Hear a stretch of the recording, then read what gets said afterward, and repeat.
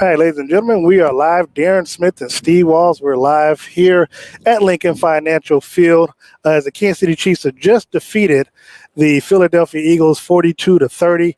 In front of a sellout crowd, of course, with this win, the Kansas City Chiefs got Andy Reid his 100th win as the head coach for the Kansas City Chiefs. He's the only coach in NFL history that has 100 wins on two different franchises. Steve, your overall thoughts on today's ball game? Chiefs winning 42-30 against the Eagles. We said it pregame. It was like, if this team comes out here and only wins by a field goal, it's a failure. Yeah. The way that when you look at how the Dallas Cowboys played the Philadelphia Eagles, Dak Prescott went off. And so I had said it earlier this week. I'm like, if Dak did that, what do you think Patrick Mahomes is going to do? Or at least should do. It should do. So DJ Khaled.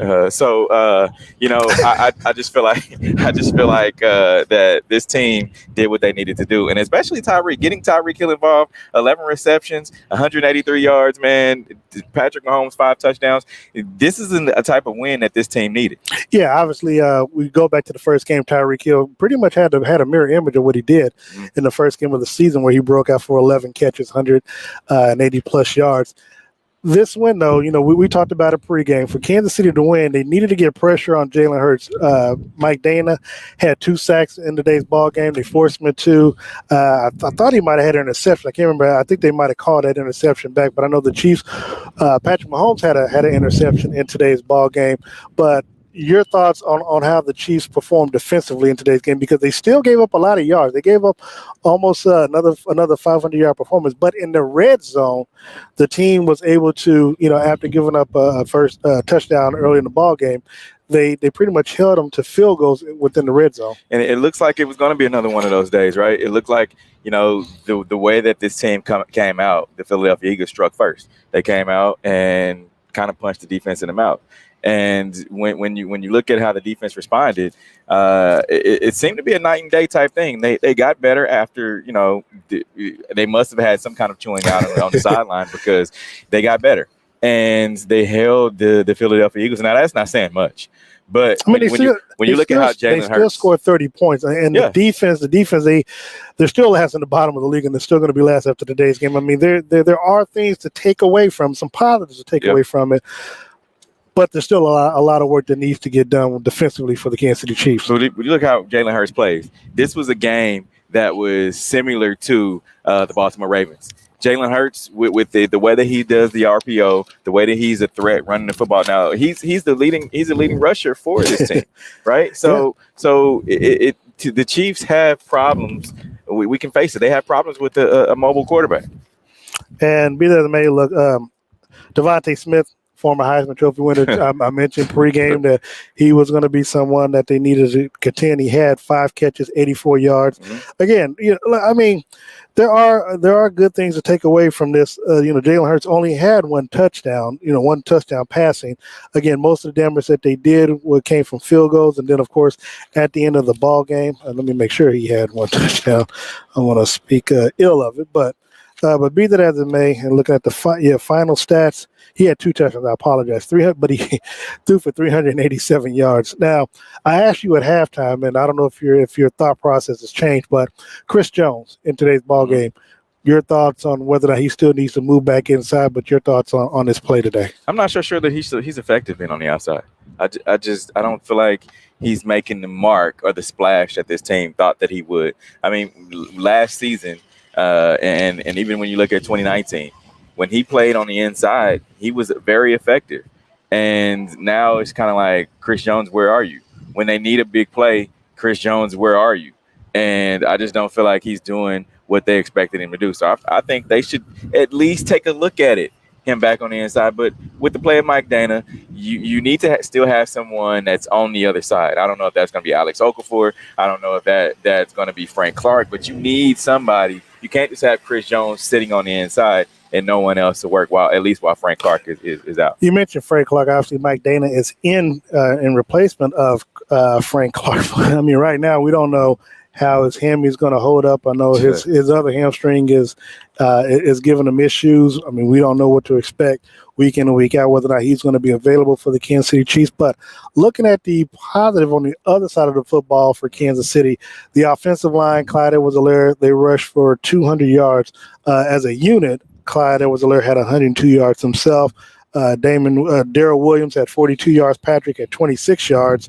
McCole Harmon, 25 yards. And Burton had, of course, the first down with the 5-yard plunge. Talk about this offensive line, what they were able to do, because they did have some problems early on. Lucas Niang and Orlando Brown were either giving up sacks or getting pressured put upon them by the defense. When you look at how this offensive line has played as a whole, from game 1 to now game 4, they've gotten better. You've seen some positives. You've seen where, okay, you can kind of tell, all right, well, they're still young. They're still trying to mesh well together. So it's just going to take time. I think this is one of those games where you need some type of positives. You need some type of good film to let these guys know, hey, you can play in the NFL. And I don't think that's a question right now. Just because they've lost 2 games, they haven't really given up many sacks. Look, after what we saw in Tampa Bay at the end of last season, it's night and day, right? Yeah. You don't see the Patrick Mahomes scrambling for his life, running for 500 yards. You know, you don't see that. Patrick gets out of the pocket when he has to. However, this offensive line, they've held up. I really believe they have. One of the things that you talked about, and you know, we've talked about over the last few years, that when they're winning, they're having fun, and they're having fun when they win, and how they're going about doing it. It's funny how it's coming up now more than ever, right? Yeah, and so want to make sure that you got a little bit of credit for that, because I asked Patrick about it post game, of course, because it looked like they were because of how they put themselves in a situation in Baltimore, and again last week against the Los Angeles Chargers at home, they didn't seem to really put themselves under a lot of under a lot of stress or a lot of pressure, to get things. Obviously, Patrick talked about having that interception at the worst possible time early in the ball game. I think when it was like 28-15, and they capitalized on that interception. I can't remember if they got a touchdown or an interception or a touchdown on that, but they were able to make a stand. They got the ball right back and then turn around, and then they continue to put up touchdowns. Do you see this team, based off of what they did today, getting Andy his 100th win, kind of getting back to having fun? Because obviously they're going to need to have fun, but they're also going to have to return to business next Sunday at home against Buffalo on Sunday Night Football. It's kind of like the basketball analogy, right? It's like you need to see shots go in the basket before you're like, all right, I'm a shooter. Yeah. It's before I have the high hand. And that's what it needs. It like Tyreek Hill earlier today. I mean, he had 183 yards and only on 11 receptions. And I'm like, if he has a hot hand, are you going to continue to feed him? And Patrick's like, yeah, but you got to do it every week. Yeah, you try to do it all the time. So I think with that, and Patrick saying like, all right, I can throw the ball over his shoulder and he's going to catch it with his hands. We saw that on the sideline. I mean, so you need to see that type of play. Now you have Josh Gordon coming in. Will that kind of change that dynamic? I don't really think so. But Clyde, I mean, he's had 2 back-to-back games. He's had back-to-back games with over 100 yards.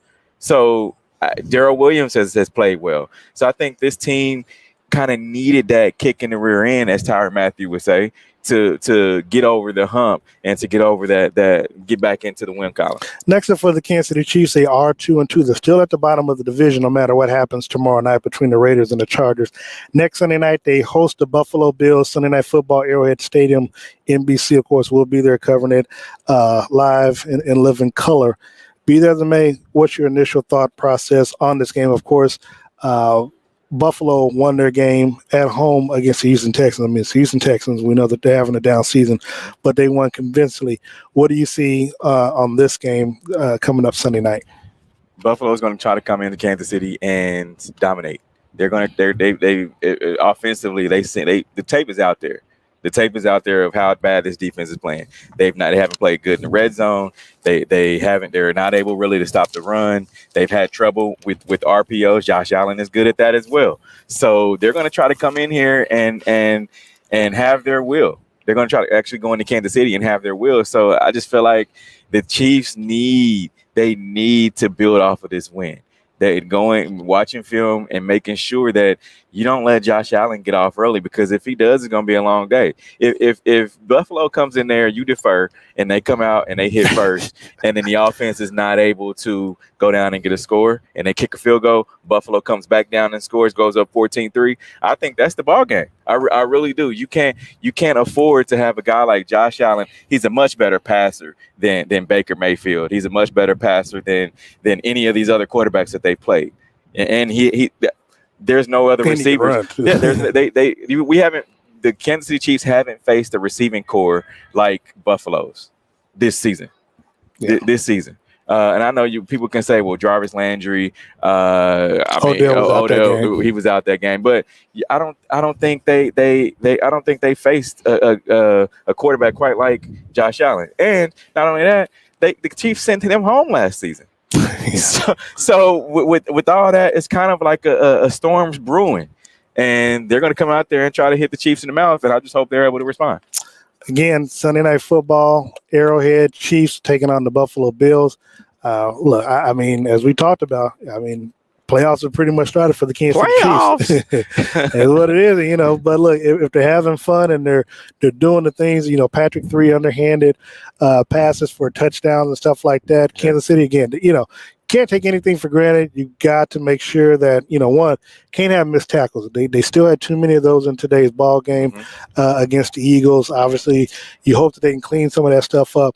Right now, it's funny because you're glad that they got the win, because it kind of stops the bleeding, but it didn't stop the hemorrhaging, because there's a lot that they still need to do on the defensive side of the ball, offensively as well, because there were a lot of things that they need to get plugged up before